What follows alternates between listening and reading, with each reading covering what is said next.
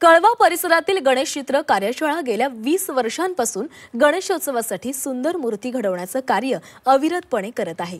2 फुटांपासून 6 फुटांपर्यंतच्या आकर्षक गणेश मूर्ती या कार्यशाळेमध्ये घडवल्या जातात। मूर्तिकार हेमंत गोरे यांचं संपूर्ण कुटुंब बाप्पाच्या तयारीमध्ये गुंतलेलं आहे।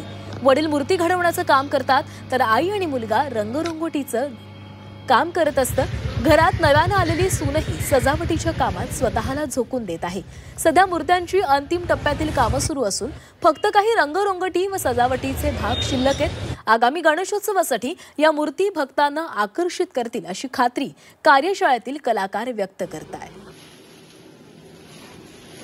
मी वयाच्या 10 वर्ष असतानापासून मी माझ्या काकांकडे गणेश मूर्तीचं काम शिकलो। पूर्वी शाडू मातीच्याच मूर्ती होत होत्या आणि आता मी सुरू केलेला गणेश चित्रशाळा, माझ्या कारखान्याचं नाव, त्याला जवळजवळ 15 वर्ष झाली आणि माझ्याकडे मी स्वतः अजूनही मातीच्या मूर्ती बनवतो। स्वतः रंगरंगोटी करते, शाई वार्निशचं काम करते, मी घर सांभाळून करते। आपल्याकडे 10 इंचापासून ते 5 फुटापर्यंत साधारण आपण गणपती घडवतो।